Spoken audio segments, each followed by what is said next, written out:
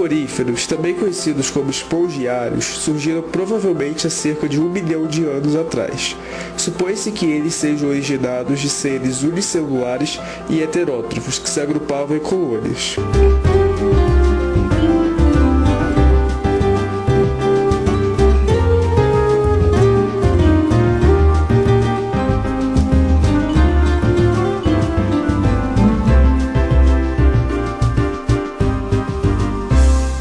Talvez, ao tomar banho, você goste de se ensaboar usando uma esponja sintética feita de plástico ou de borracha, ou uma bucha vegetal.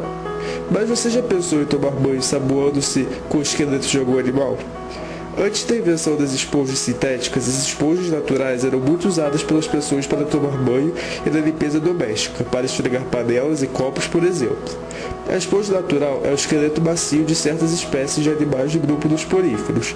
Esses esqueletos são feitos de um emaranhado de delicadas fibras de uma proteína chamada espongina.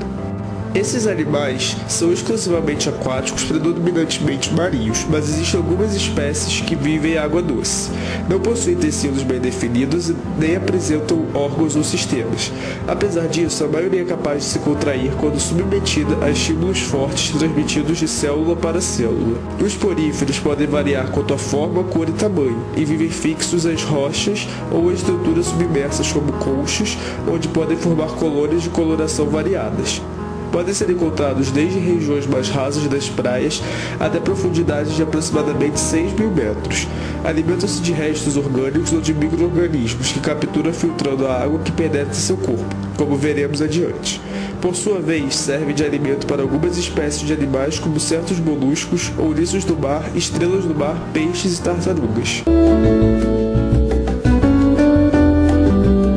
O corpo de um porífero é cilíndrico e possui células que apresentam uma certa divisão de trabalho. Algumas dessas células são organizadas de tal maneira que formam pequenos orifícios denominados poros em todo o corpo do animal. Observe no esquema que a água penetra no corpo do animal através dos vários poros existentes em seu corpo. Ela alcança então uma cavidade central denominada átrio. Observe também que a parede do corpo é revestida externamente por células achatadas que formam a epiderme. Já internamente, a parede do corpo é revestida por células denominadas coanócitos. Cada coanócito possui um longo flagelo. O batimento dos flagelos promove o contínuo fluxo de água do ambiente para o átrio do animal. A essa água estão misturados restos orgânicos e micro-organismos que são capturados e digeridos pelos coanócitos. O material digerido é então distribuído para as demais células do animal. Como a digestão ocorre no interior de células, disse que os poríferos apresentam digestão intracelular. Os poríferos são animais filtradores, já que filtram a água que penetra em seu corpo, retirando dela alimento e gás oxigênio. Depois disso, a água com resíduos do metabolismo desses animais é eliminada para o ambiente por meio de uma abertura denominada ósculo. O esqueleto das esponjas é formado por diversos tipos de estruturas de sustentação. Entre elas destacam-se as espículas de calcário ou de sílica, com formas variadas e uma rede de proteínas chamada espongina. Em certas esponjas, o esqueleto não possui espículas, mas tem a rede de espongina bastante desenvolvida. As esponjas desse tipo é que foram muito utilizadas no passado para banho e limpeza, como já citamos. A reprodução sexuada pode existir, consistindo em fecundação dos espermatozoides com óvulos do mesoíno, resultando em uma blastula ciliada que após algum tempo vivendo como componente do plâncton se fixa ao substrato e se torna uma esponja verdadeira.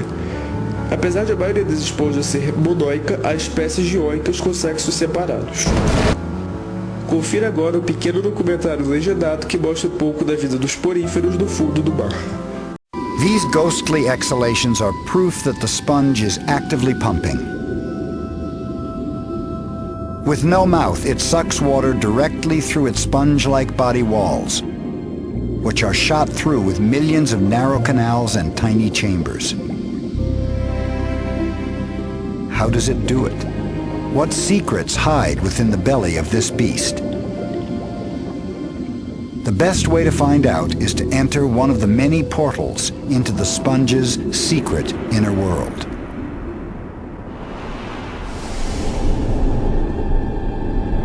Drifting along with countless single-celled organisms, we feel the tug of a current. In the wonderland within, this sponge's cells all work for the common good. but they do it in wildly different ways. As the current draws us on, we pass sponge cells that are making new spicules.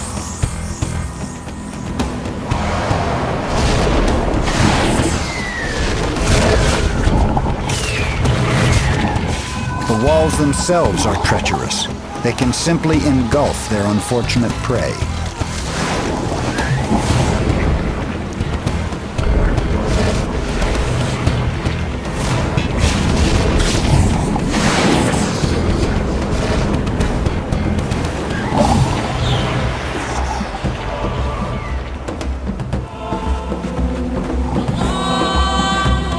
As we are drawn through ever narrower passages, the current slows until we burst into one of the sponge's millions of tiny beating hearts.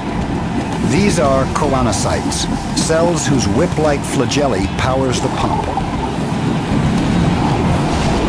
The flow quickens again as it whisks us away through the labyrinth of canals that lead out into the sponge's central cavity.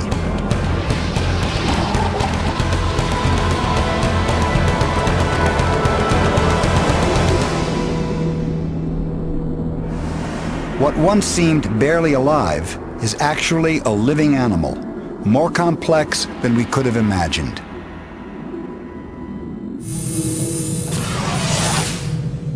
The sponge's pumping does more than satisfy its hunger for food. In fact, its sex life depends on pumping as well. 500 million years ago, these were the very first animals to reproduce sexually, the first to combine sperm and egg to create offspring.